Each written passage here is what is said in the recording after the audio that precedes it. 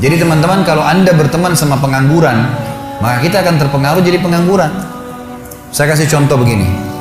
Kalau saya tidak merokok, saya berteman sama 10 orang teman-teman saya merokok. Hari pertama, hari kedua, saya tidak merokok nih. Tapi minimal saya sudah terbiasa cium baunya. Seminggu kemudian mereka akan bilang, coba aja sebatang. Ya, sebulan kemudian saya sudah merokok. Setahun kemudian bisa jual rokok ini.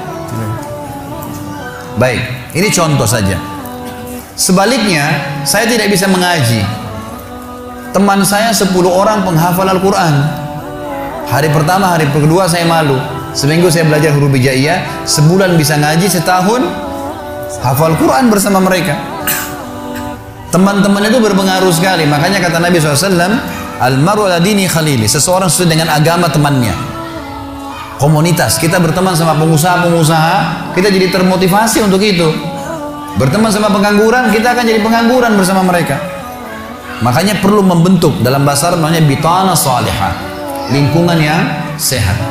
Kalau kita kenalan sama orang umumnya tidak masalah, tapi sahabat-sahabat dekat harus orang-orang yang berprestasi.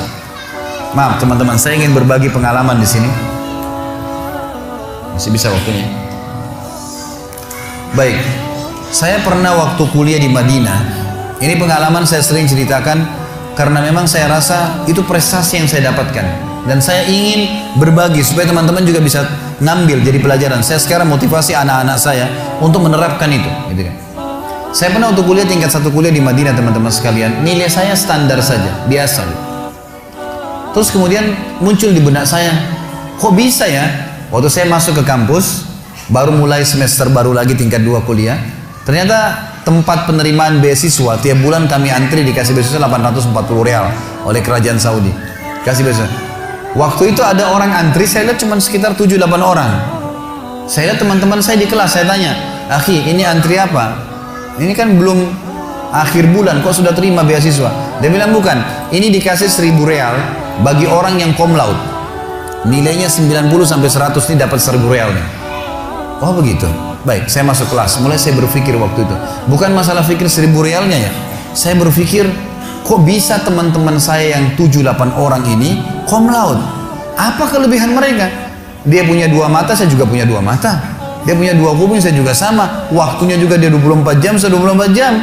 Kalau mereka 27 jam ada bonus 3 jam mungkin, gitu kan? Ini enggak sama-sama. Kok mereka bisa, saya nggak bisa ya?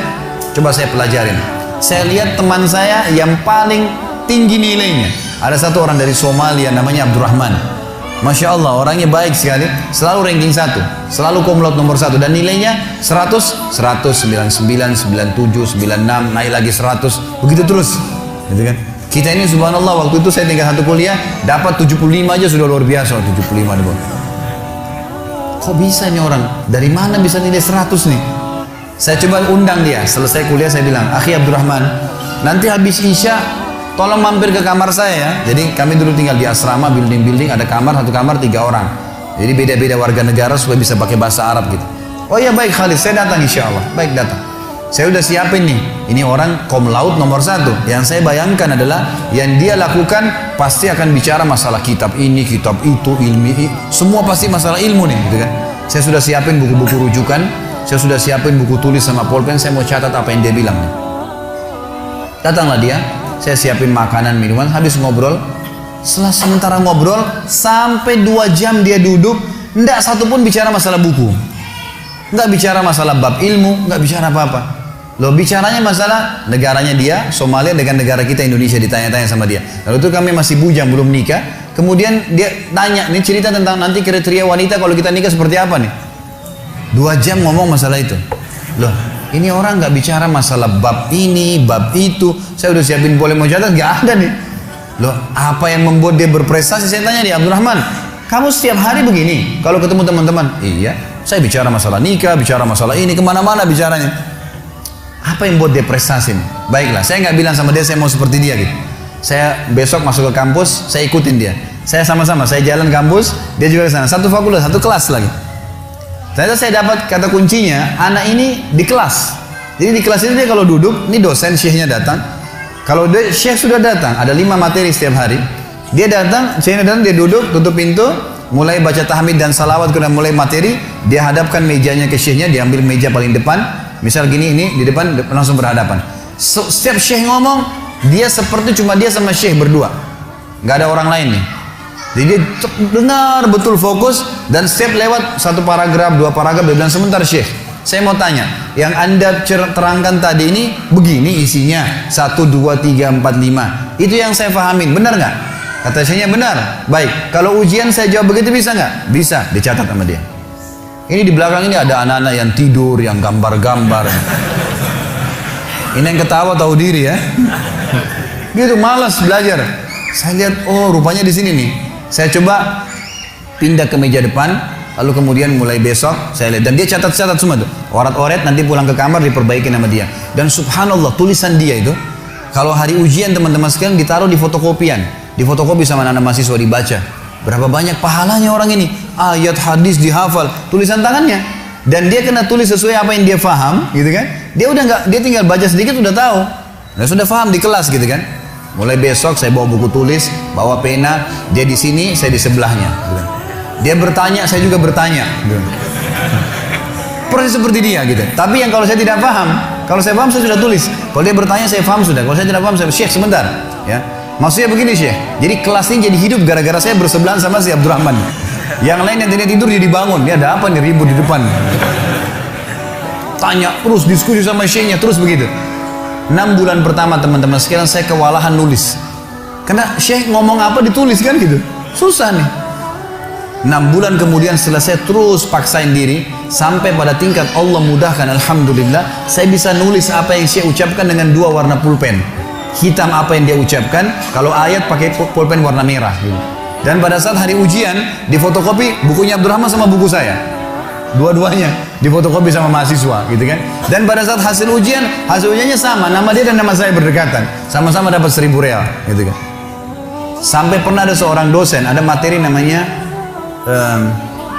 Ghazul Fikri, perang budaya, bagaimana mempelajari negara-negara barat, negara muslim berusaha untuk memerangi umat Islam. Materi yang ada seorang dokter, orangnya baik, tapi beliau suka pakai bahasa ammiah, bahasa pasaran dalam menerangkan materi, jadi nggak semua orang paham gitu. Maka Syekh ini kalau ditanya, Syekh, teman-teman dari Afrika tanya, Syekh, ana belum mengerti Syekh, dia bilang nanti kembali ke buku, nggak dijelasin lagi gitu kan. Ini gimana cara memahaminya orang ini gitu. Tapi apa yang saya sudah ambil kata kunci, Syekh, maaf, yang anda terangkan seperti ini maksudnya, iya benar, udah, bukunya mana Syekh, ini rujukannya, saya beli bukunya nanti gitu kan.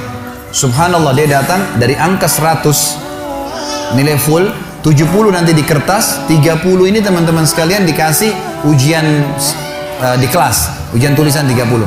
Dia datangkan 5 soal, dikasihlah ujian.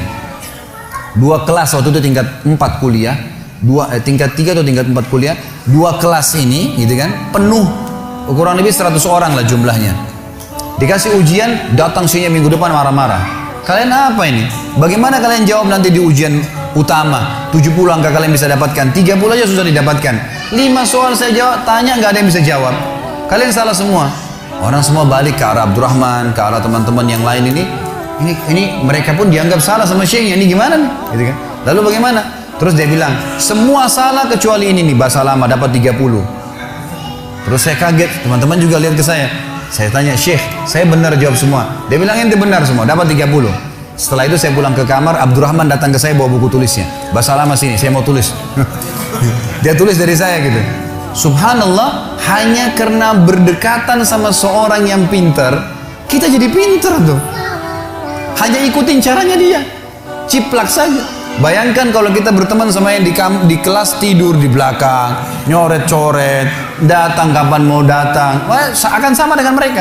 Angka lulus 60, carinya 60, ya bisa tidak dapat 60 kan? Kalau kejarnya 100 bisa dapat 90, kan ini luar biasa. Makanya harus kejar bentuk persahabatan yang baik, itu penting.